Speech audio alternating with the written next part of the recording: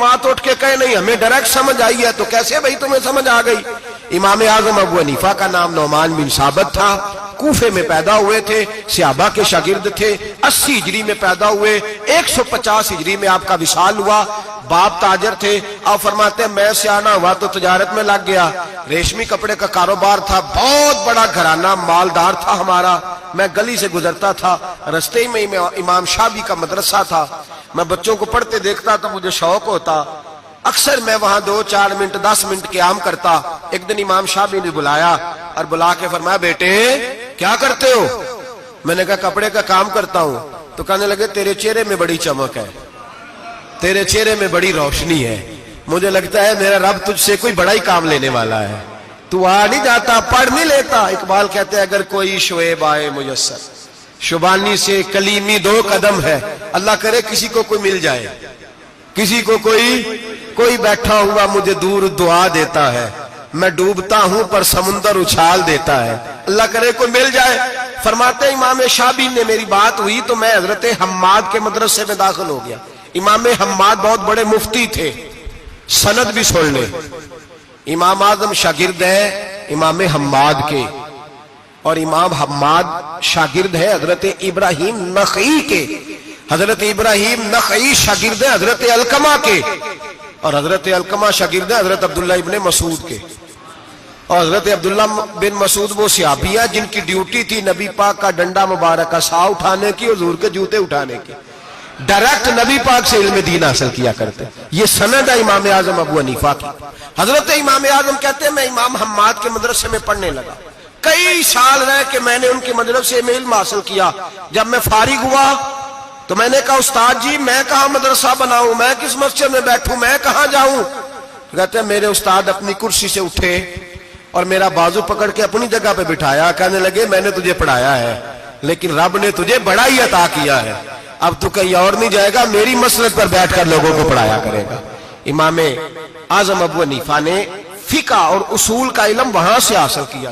फरमाते हैं फिर मेरे उस्ताद ने मेरी ड्यूटी लगाई, फरमाने लगे अब तू किसी ऐसी जगह जा जहां से तुझे तकवे की रोशनी मिले, कोई मुर्शद तलाश कर। सह नफल नमाजा पढ़िया जालम नफ्स न मरदा हूं, ए बान फकीरों किसे नहीं मारे आए हो चोर अंदर दाहू। हजरत इमाम आजम सन 80 हिजरी में, कहते हैं 80 हिजरी में, आज से 1400 साल पहले, 1350 साल पहले इमाम आजम कह रहे हैं मुझे जरूरत थी कि मैं जाके किसी के हाथ में हाथ दूं ताकि मैं उससे इस्लाह लूं जो मेरे कल्बो नजर को सही करे। हम तो सारे सियाने, हमें तो किसी की जरूरत ही नहीं। फरमाते मैं अपने उस्ताद के कहने पर इमाम जाफर सादक के पास गया। 2 साल इमाम जाफर सादक ने मुझे प्रैक्टिकल कराया, जो इल्म मैंने इमाम हम्माद से सीखा था उस पर अमल करने का तरीका मुझे इमाम जाफर सादक ने सिखाया है। 2 साल। और इमाम आजम फरमाया करते थे अगर वो 2 साल ना होते तो मैं हलाक हो जाता, वो 2 साल ना होते तो मैं, फरमाते उनसे मैंने पढ़ना पढ़ाना सीखा। और इमाम जाफर सादक रात को मुझे साथ खड़ा करते और सारी रात नफल पढ़ाते, वो मेरी तरबियत करते। वो इल्म तो मेरे अंदर था लेकिन आजिज़ी, तकवा, परहेजगारी, इबादत, कुरान से प्यार, ये मुझे इमाम जाफर सादक ने सिखाया। इमाम आजम अबू हनीफा बहुत बड़े फकीह बने, फिर मदरसा बनाया, फिर खानकाह बनाई, फिर इमाम साहब रहमतुल्लाह अलैह ने सारी जिंदगी रसूलुल्लाह सल्लल्लाहु अलैहि वसल्लम के दीन का पैगाम दिया। ऐसा भी वक्त आता एक आयत शुरू करते तो सारी रात वो आयत ही पढ़ते रहते, सारी रात इल्म पढ़ाया, लोगों से प्यार किया, खुलूस बांटा। बहुत बड़े मालदार थे। एक बहुत बड़ा नाम है इमाम अबू मालिक का। ये इतने बड़े शख्स हैं कि हारून रशीद ने इन्हें काजी उल कुज़ा बनाया था, चीफ जस्टिस बनाया। हजरत इमाम मालिक कहते हैं मैं गरीब का बेटा था। अक्सर दीन पढ़ने वाले गरीबों के बेटे होते हैं। अमीरों के बच्चे एफएससी पढ़ते हैं, बीएससी पढ़ते हैं, टेक्नोलॉजी पढ़ते हैं, गरीबों के बच्चे दीन पढ़ते हैं। और फिर अमीरों को मिंबरियां मिलती हैं, गरीबों के बच्चों को अल्लाह मिंबर अता फरमाता है, मुसल्ला रसूल अल्लाह देता है। हजरत सैयदना इमाम अबू मालिक फरमाते हैं मैं गरीब का बेटा था और मेरी 6-7 बहनें, मैं अकेला भाई था। आप फरमाते मेरे अब्बा जी फौत हो गए। मेरी अम्मी पकड़ के मुझे एक धोबी की दुकान पे ले गई, कहने लगी इसे कपड़े धोने का तरीका बता दे, सलीका समझा दे, ये भी एक छोटी सी लॉन्ड्री की दुकान खोल लेगा, मेरी बेटियों का पेट पालेगा। धोबी कहने लगा ठीक है, मैं 2-3 दिरहम भी दूंगा महीने के, और जब काम सीख जाएगा तो तनख्वाह बढ़ जाएगी। इमाम अबू मालिक रहमतुल्लाह अलैह फरमाते हैं, मैं बहनों के लिए रोजी कमाने निकला, मैं बेवा माँ के सर पे बोझ उतारने के लिए निकला, मैं गुर्बत के आलम में निकला। रस्ते में इमाम आजम का मदरसा था। फरमाते मैं वहां चमकते चेहरे देखता, लेकिन अपनी गुर्बत को देख के मैं आगे बढ़ जाता, परेशान होता कि मैं कैसे इल्म हासिल करूंगा। आप फरमाते इमाम साहब मुझे अक्सर देखते। एक दिन इमाम आजम बाहर निकले, मुझे खड़े हुए देखा तो करीब बुलाया, सीने से लगाया, माथा चूमा। क्या नाम है? मैंने कहा अबू मालिक मेरा नाम है। कहा तुम्हें पढ़ने का शौक है? कहा बड़ा शौक है। कहने लगे चल आ जा पढ़ा कर, आ जा मदरसे में पढ़ा कर। कहते मैं सारा दिन वहां पढ़ता, घर से काम करने आता, सारा दिन इमाम आजम के पास पढ़ता रहता। महीना आया तो मेरी अम्मा कहने लगी तनख्वाह लाओ। मैंने कहा अम्मी जी तनख्वाह तो वो देगा जो ड्यूटी पे जाता हो, मैं तो पढ़ने जाता हूं। कहते अम्मा घर से निकली और बड़े गुस्से के साथ निकली, कहने लगी मौलवी ने मेरा बच्चा खराब कर दिया, मेरा बच्चा खराब कर दिया, मैं काम पे भेजती थी, इसने किस चक्कर में डाल दिया, मसलों से भी कभी पेट भरा है, काम भी तो करने चाहिए ना। कहते इमाम आजम के सामने खड़ी हुई। इमाम साहब बड़े अमीर कबीर आदमी, अरबों खरबोपति थी, और फिर इतने बड़े आलिम फकीर, सारा बगदाद, सारा कूफा, सारा मिस्र सलूट करता है। बीबी आई और तेज जुमले, औरतों का तरीका होता है। कहने लगी मौलवी तेरी सफेद दाढ़ी, तेरा इतना नाम, तुझे ख्याल ही नहीं आया, मैं बेवा औरत हूं, तूने मेरा बच्चा खराब कर डाला, मेरी यतीम बच्चियां रोटी कहां से खाएंगी, मसलों से भी कभी पेट भरा है। कहती इतने सख्त जुमले कहे, पर कुर्बान जाओ इमाम आजम सुनते रहे और मुस्कुराते रहे। कहने लगे मेरी गलती है, मेरी गलती है, मेरी गलती है, बीबी भूल गया था, गलती हो गई। बीबी कहती रही, इमाम साहब सुनते रहे। जब गुस्सा उतर गया तो कहने लगे अम्मा तेरा गुस्सा उतर गया है? उतर गया है। कहने लगे तेरा बेटा बड़ा नेक है, तेरा बेटा बड़ा लायक है, तू इसे पढ़ने दे।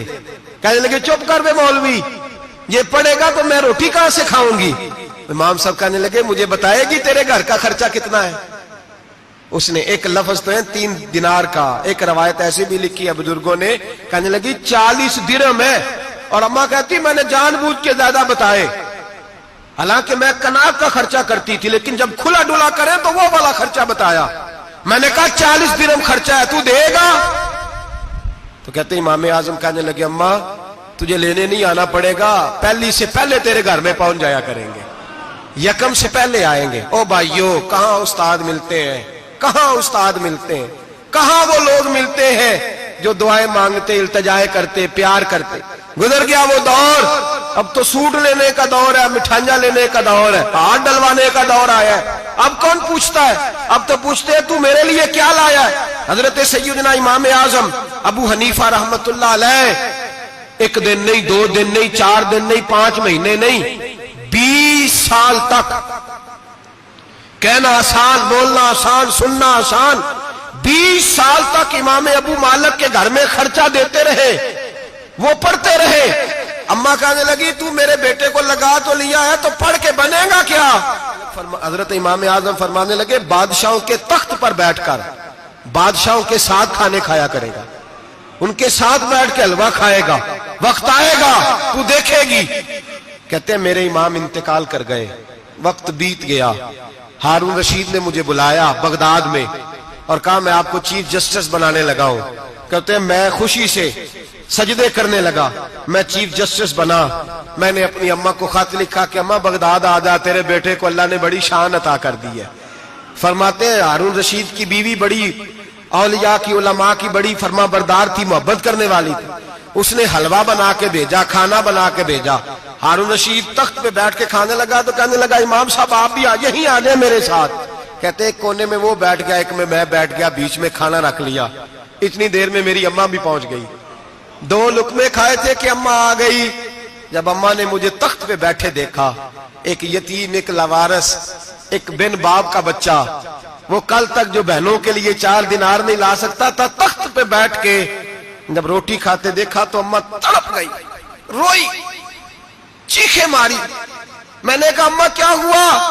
कहने लगी बेटा मुझे तेरा उस्ताद याद आ गया है, उसने कई साल पहले कहा था इसे दीन का इल्म पढ़ने दे, इसे फकीह बनने दे, ये बहुत आगे जाएगा। دیکھ آج اللہ نے تجھے کتنی شان عطا کی ہے. کہا بیٹا یہ کمال تیرا نہیں، یہ امام اعظم ابو حنیفہ کا کمال ہے، یہ ان کا کمال ہے جنہوں نے تمہیں یہاں تک پہنچایا. میرے بھائی اپنی پوری زندگی حضرت امام اعظم ابو حنیفہ نے. آج تو اساتذہ کرام، اساتذہ مجھ سے ایک ٹیچر کہنے لگے حضرت جی دل نہیں لگتا، بے سکونی سی ہے، کچھ بتلائیں. تو میں نے کہا کلاس میں کوئی یتیم بچہ ڈھونڈ لیں، کوئی لاوارث بچہ ڈھونڈیں، اس کی وردی اپنے ذمے لے لیں، کتابیں اپنے ذمے لے لیں، اس کا خرچہ اپنے ذمے لے لیں، روز جیب میں ٹافیاں ڈال کے جایا کرے کہ غریب کو دینی ہے. فرمایا 2 مہینے یہ والا وظیفہ بھی پڑھ کے دیکھیں، اللہ آپ کو سکون عطا کرے گا. یہ بھی کہنے لگے بڑی ٹھنڈک ہوئی ہے، بڑا سکون ملا ہے، بڑی تابعداری. میں نے کہا آپ لفظوں سے سکون چاہتے ہیں، وہ لوگ خدمت کر کے سکون لیتے. کوفے کا ایک امیر آدمی تھا، پھر غریب ہو گیا. غریب، غربت بڑی پریشانی ہے، بڑی پریشانی، بڑی آزمائش. غریب بیوقوف اس لیے ہوتا ہے کہ اس کی جیب میں پیسے نہیں ہوتے. غریب مجبور اس لیے ہوتا ہے کہ اس کے پاس ہوتا کچھ نہیں نا، تو ساری آزمائشیں کٹھی آ جاتی. غریب آدمی تھا، محنت مزدوری کرتا لیکن پوری نہ ہوتی. وہ کہتا ایک دن گلی میں ککڑی بیچنے والا آیا. تو میری ایک بیٹی تھی چھوٹی سی، باقی بچے بڑے تھے. چھوٹی ضد کرنے لگی، کہنے لگی ککڑی کھانی ہے، ککڑی. کہتے میں پریشان ہو گیا، دل ٹوٹ گیا. بیٹی نے سوال کیا ہے. فرماتے میں نے سوچا کس کے پاس جاؤں، کسی اور کے پاس مجھے سمجھ نہ آیا، میں سیدھا امام اعظم کے پاس چلا گیا. یہ شخص ہے جو مجھے دے گا بھی اور میرا پردہ بھی رکھے گا، مجھے دے گا بھی اور میرا، بولیے، میرا یہ پردہ بھی رکھے گا، یہ رسوا نہیں کرے گا، یہ فوٹو نہیں کھچائے گا، یہ فوٹو کھچا کے پہلے دن فیس بک پہ نہیں لگائے گا کہ میں غریبوں میں تھیلے بانٹ رہا ہوں. یہ اسی وقت اخبار والوں کو نہیں بلائے گا ایک تھیلا اور 6 اخباروں میں تصویریں. یہ اس طرح نہیں خیرات دے. حضرت امام اعظم کے پاس گیا تو فرماتے رش بہت زیادہ تھا، میں امام صاحب سے بات ہی نہ کر سکا. واپس آ گیا، امام صاحب نے بندہ بھیجا، فرمایا پتہ کر یہ بندہ کسی ضرورت کے لیے آیا تھا، رش کی وجہ سے بات نہیں کر پایا. کہتے واپس میرے پیچھے بندہ بھیجا، وہ میرے گھر تک آیا. گھر آ کے اس کو حالات کا پتہ چل گیا، واپس گیا. کہتے ہیں 3 تھیلیاں شرفیوں کی بھر کے امام اعظم لائے اور خود آئے اور رات کے اندھیرے میں آئے اور مجھے تھیلیاں دے کے نا تو میرے آگے ہاتھ باندھ دیے. میں نے کہا حضور ہاتھ کیوں باندھتے ہیں؟ آپ فرمانے لگے یار دکھ اس بات کا ہے کہ تو میرا پڑوسی تھا اور تیری غربت کا مجھے پتہ ہی نہیں چلا. تو میرے علاقے کا تھا اور میں نے سوچا ہی نہیں، میرا اپنا تھا، مجھے خیال ہی نہیں آیا. فرمایا معاف کر دے، میری شکایت نہ کرنا کہ یہ میری طرف توجہ نہیں کرتا. علم بھی تھا، عمل کا نور بھی تھا، تقوی کا حسن بھی تھا، غریب کی مدد کا جذبہ بھی تھا. آج لوگوں پر مال کا فتنہ سوار ہوتا ہے، سب پر نہیں لیکن زیادہ لوگوں پر. جیسے جیسے مال آتا جاتا ہے ویسے ویسے عقل بھی آتی جاتی ہے، ویسے ویسے سیانے بھی ہوتے جاتے ہیں. کہتے ہیں وہ بھی کمائے، وہ بھی کرے، میں تو ٹیکنیکلی بڑا ہوں، میں عقل مند ہی، میں بڑی نہ بہن کی فکر رہتی ہے، نہ بھانجوں کی فکر رہتی ہے، نہ رشتہ دار کی فکر رہتی ہے، نہ دائیں بائیں کچھ دیکھتے ہیں. لوگ جیسے جیسے پاورفل ہوتے جاتے، ہٹتے جاتے، کٹتے جاتے، امیروں سے گرانے لگتے جاتے، آگے کی طرف دیکھتے جاتے. امام اعظم ابو حنیفہ رحمت اللہ علیہ نے ساری زندگی پیار کیا، محبت بانٹی، علم، فقاہت، تقوی، روشنی. آج لوگوں کو علم ہوتا ہے پر علم کا نور نہیں ہوتا. ہمیں بہت ساری باتوں کا پتہ ہوتا ہے پر وہ باتیں ہمارے لفظوں میں ہوتی ہیں، ہم اس کے حسن سے آگاہ. اور اگر میں یہ کہہ دوں کہ ہمیں ان باتوں پر یقین کامل نہیں ہوتا، کہہ رہے ہوتے ہیں، ہم سمجھتے ہیں، بڑی باتیں کرتے ہیں، لیکن ان باتوں کے پیچھے جو عمل کا جذبہ ہے وہ پھیکا ہوتا.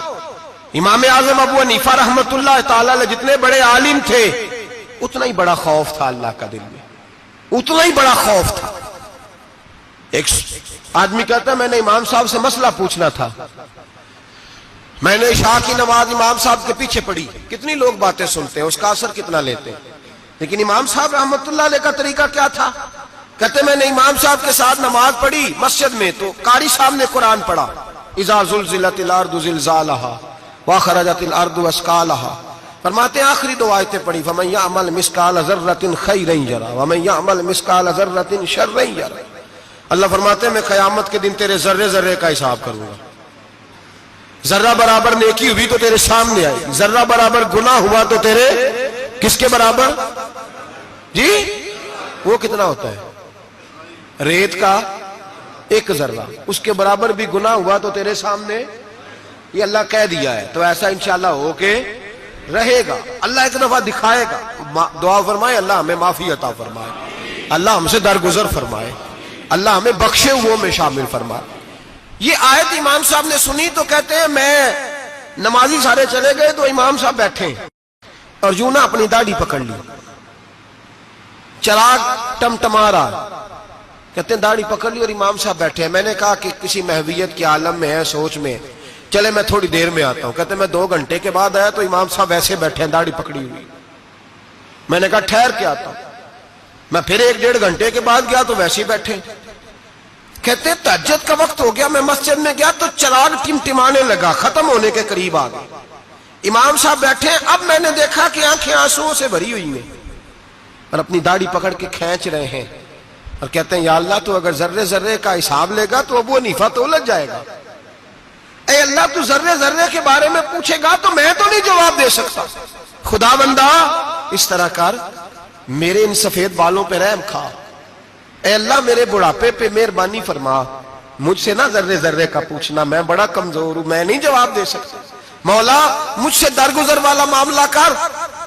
کہتے تڑپ رہے امام صاحب۔ فجر کی اذان ہوئی تو امام صاحب نے دائیں بائیں دیکھا، میں پیچھے کھڑا تھا۔ میں نے کہا حضور ساری رات ہی گزر گئی، آپ ایک آیت سن کے پریشان رہے اور میں روزانہ 20 تقریریں سنتا ہوں، درجنوں حدیثیں سنتا ہوں، مجھے تو اثر نہیں ہوتا۔ آپ فرمانے لگے مجھے تیرے معاملے کا نہیں پتا، لیکن مجھے اگر تو نے دیکھ لیا ہے تو کسی کے ساتھ ذکر نہ کرنا مجھے، اور فرمانے لگے پھر تو نیک آدمی ہوگا، تجھے نہیں خیال آتا، تو میں تو جانتا ہوں من آنم کے من دانم، پتہ سارا ہے سردار نو کی تیانا، میں تو جانتا ہوں نا، مجھے خبر ہے، لہٰذا میں نہیں حساب دے سکتا، تیرا نہیں مجھے پتا۔ جتنا میرے بھائی علم زیادہ اتنا خوف بھی۔ حضرت عبداللہ ابن مسعود فرماتے ہیں زیادہ باتیں کرنے والا عالم نہیں ہوتا، اللہ سے زیادہ ڈر جانے والا عالم ہوتا ہے۔ جو آدمی لمبی چوڑی گفتگو کرے وہ فقیہ نہیں، وہ اللہ سے ڈرنے والا نہیں، بلکہ جس کو وہ بات کرے تو تھوڑی کرے، ڈر کے کرے، خوف کے ساتھ کرے، اللہ کی خشیت جس کے دل میں ہو وہ بڑا عالم ہوتا ہے۔ حضرت امام اعظم ابو حنیفہ رحمت اللہ علیہ مالدار تھے اور اپنے مال میں سے حصے نکالتے تھے۔ امام صاحب فرمایا کرتے تھے میں نے چند ہزار درہم رکھ دیے۔ حضور کس لیے؟ فرمایا لوگوں کو قرضہ دینے کے لیے۔ نبی پاک صلی اللہ علیہ وسلم نے فرمایا قرضہ لینے والے کو منع کیا ہے، فرمایا قرضہ ایک قید ہے، بغیر مجبوری کے نہ لینا۔ اب لینے والے بھی احتیاط نہیں کرتے، فٹافٹ قرضے کے پیچھے بھاگتے، بڑی مجبوری ہو تو قرضہ لیں، فرمایا مقروض قیدی ہوتا ہے، قرضہ لینے سے بچو۔ اور دینے والے کو کیا کہا؟ فرمایا اگر سامنے والا تنگ دست ہو نا، تنگ دست، تو اسے مہلت دو، جتنی تم مہلت دو گے اللہ اتنے ہی پیسے روز صدقہ کرنے کا ثواب عطا فرمائے گا۔ اگر تنگ، ایک صاحب مجھے کہنے لگے میں نے رمضان شریف میں نا قرضے کے حوالے سے یا کچھ عرصہ پہلے کسی موقع پر قرض کے حوالے سے کو بات کی، تو ایک صاحب مجھے کہنے لگے حضرت صاحب جیتے کسی کو لینا ہوئے نا 20,000 تو انہوں ترا کے لئی دے، تو جے 20 کروڑ لینا ہوئے تو پھر نہیں ترایا جاتا۔ میں نے کہا کیوں؟ کہنے لگے 20,000 والا بندہ ماڑا ہوندا ہے نا، جیڑا 20 کروڑ کھا گیا وڈی مگرمچھ ہوندا ہے، انہوں ترایا جا سکتا، وہ جے کے بندے ترلے ہی کر دے چل بھائی کیویں دے سکنا ہے۔ وہ جو 20,000 والا نا ماڑا بندہ انہوں کہندے تو دینے نے کہ تیرا بندوبست کریے، کہندے چور صاحب جمعرات لے آؤ کسی طریقے، جمعرات ماڑا ہے نا۔ نبی پاک نے کیا فرمایا؟ حضور نے فرمایا تجھے پتہ چل جائے کہ تنگ دست ہے تو مہلت دے، جتنے دن تو اس سے پیسے نہیں لے گا اتنے ہی پیسے روز صدقہ کرنے کا ثواب دیا جائے۔ اب لوگ جو تگڑی موٹے مگرمچھ ہیں ان کو مہلت دیتے ہیں، وہ کہتے ہیں جا جتھوں لب دے نہیں لے، پھر کہتے ہیں نہیں آپ بتائیں آپ کیسے دے سکتے۔ اور ماڑا بندہ انہیں 2,000 دینا ہے دکان کا، اس کو دکاندار کہتا ہے کل سائیکل لے کے تب گزرنا، میرے آگے سے اگر پیسے دینے ہیں تو میں نے سائیکل رکھ لینا۔ ڈرنا چاہیے اللہ پاک، ہمیں پتہ ہوتا ہے سامنے والا غریب ہے، تنگ دست ہے، مجبور ہے، اسے مہلت دینی۔ امام صاحب کہتے ہیں میں نے کچھ پیسے رکھے ہوئے تھے، پس منظر یہ تھا کہ غریب لوگ آتے ہیں تو میں ان کی مدد کروں گا۔ امام اعظم ابو حنیفہ نے ایک بندے سے پیسے لینے تھے اور حال یہ تھا کہ آپ دھوپ میں کھڑے تھے، ساتھ اس بندے کا مکان تھا، لوگوں نے کہا حضرت دیوار کے سائے میں ہو جائے، فرمانے لگے اس سے پیسے لینے ہیں، اگر سائے میں کھڑا ہوا تو سود میں شمار ہو جائے گا، میں اس سے فائدہ نہیں لے سکتا۔ ایک بندے سے قرضہ لینا تھا، وہ آپ کو دیکھ کے گلی اور دوسری گلی میں چلا گیا، رستہ بدل گیا اور چھپ گیا۔ امام صاحب رونے لگے، کہنے لگے اے اللہ میں اتنا برا ہو گیا ہوں کہ تیرے بندے مجھ سے چھپنے لگے، اس کو ڈھونڈ کے لائے. کیوں چھپتا ہے؟ کہا حضور آپ کے پیسے دینے ہیں. آپ نے فرمایا جا میں نے اللہ کی رضا کے لیے معاف کیے. آج کے بعد چھپنا نہ. اس لیے میں نہیں چاہتا کہ تجھے کوفت ہو. تو میری طرف دیکھ کے چھپنے لگا ہے, میری طرف دیکھ کے. غریب تو بھائی گلیوں میں گھستے پھرتے ہیں کہ کوئی بندہ مل نہ جائے. مقروض آدمی, پتہ اس وقت چلتا ہے جب خودکشی کر گیا. پتہ اس وقت چلتا ہے پھر لوگ آتے ہیں اس کے بچوں کو کہتے ہیں فکر نہ کرنا ہم تیرے ساتھ ہیں. تو اس کے ساتھ ہونا تھا, ان کا سایہ بچ جاتا. اب آئے ہو امام اعظم ابو حنیفہ رحمت اللہ تعالیٰ علیہ لوگوں کو سہولت دیتے, آسانی دیتے, پیار کرتے, محبت کرتے. ہم لوگوں کا مزاج ایسا نہیں ہے. ہمارے اخلاقیات کے اندر وہ حسن نہیں جو ہمارے بزرگ ہمیں دے کے گئے. اور پھر چھوٹی چھوٹی باتوں میں حقوق العباد کا خیال کرتے. چھوٹی چھوٹی باتوں. ہم تو گالی دے کے بھی کہتے ہیں نا چل کیا ہو گیا, گالی دی ہے نا. میں نے دیکھا ہے سائیکل والے کی ٹکر اگر پجارو والے کے ساتھ ہو جائے تو معافی سائیکل والے نے مانگنی ہے, کیونکہ وہ سائیکل پہ بیٹھا ہے نا. اس کی غلطی یہ ہے کہ وہ سائیکل پہ بیٹھا ہے. معافی سائیکل والے نے مانگنی ہے, پجارو والا نہیں مانگے گا.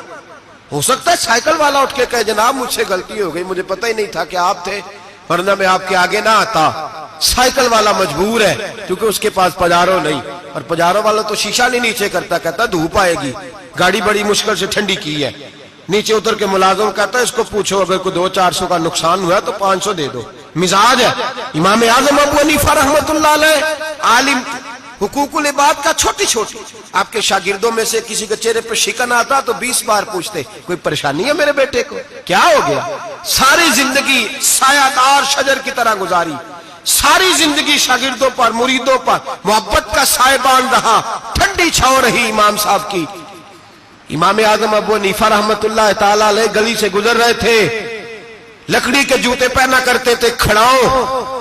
ایک نوجوان بچے کے پیر پہ پیر آ گیا تو کہنے لگا امام اللہ سے ڈر جا. یہ لفظ گئے تو امام صاحب کی چیخ ہی نکل گئی. کئی گھنٹے بے ہوش رہے.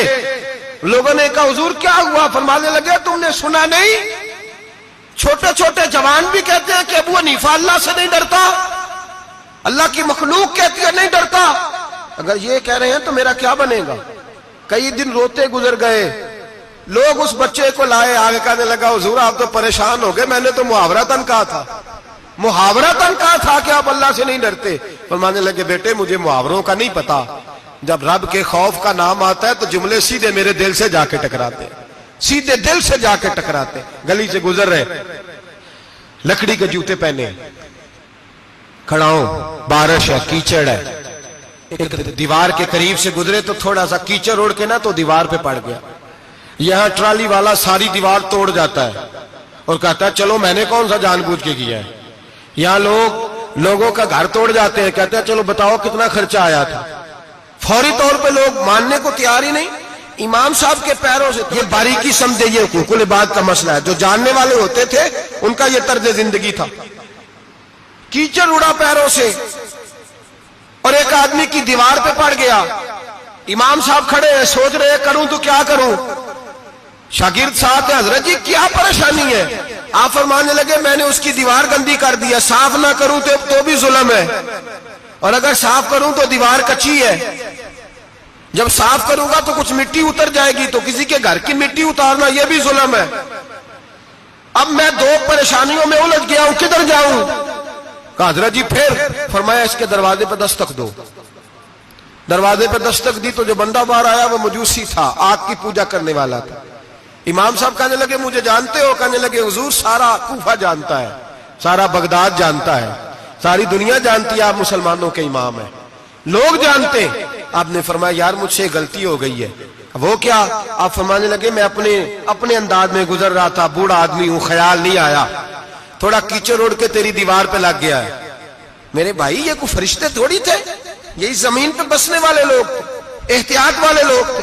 ہم لوگوں نے پتہ نہیں اپنا مزاج اتنا سخت کیوں بنا لیا ہے. کتنے لوگوں کو لتاڑ کے, کتنی پگڑیاں اچھال کے, کتنے حقوق العباد ضائع کر کے بھی ہم اسی طرح کے مطمئن ہیں. کہاں سے تسلی لاتے ہیں ہم, کہاں سے اپنے آپ کو ٹھنڈک دیتے ہیں, کیسے اپنے آپ کو ہم سکون دے لیتے ہیں کسی کو تکلیف دے کے. کس طرح سکون کی نیند آتی ہے جب کوئی پریشان ہوتا, کیوں ہمارا دل پتھر ہو گیا. اعلیٰ حضرت فرمایا کرتے تھے جا کسی سے جا کے علاج کرا, تیرے سینے میں جو دل دھڑک رہا ہے وہ سخت ہو گیا, جا کسی سے جا کے اس کی دوائی کھا.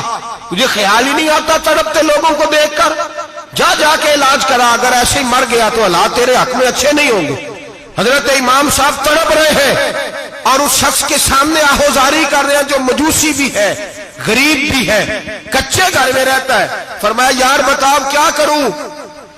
امام صاحب باتیں کر رہے ہیں تو وہ آدمی حیرت میں کھو گیا، کبھی دیوار دیکھتا، کبھی اپنا آپ دیکھتا، کبھی امام صاحب کو دیکھتا، دائیں بائیں دیکھتا، پسینے آنے لگے، پتہ نہیں کیا سوچوں کا مد و جزر چلنے لگا، کہاں بات گئی، کہاں تک اس کی سوچ گئی، کہاں پلٹ کے آئی۔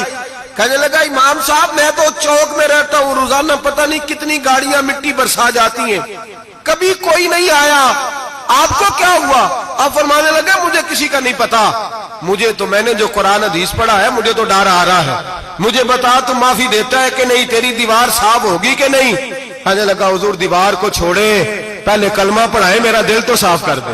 کہنے لگا اتنا میٹھا دین، اتنا پیارا دین، اتنا خوبصورت دین کہ غریب کی دیوار پر کیچڑ لگ جائے اور آپ کو اتنی تکلیف ہو، میں اس دین سے دور کیوں ہوں؟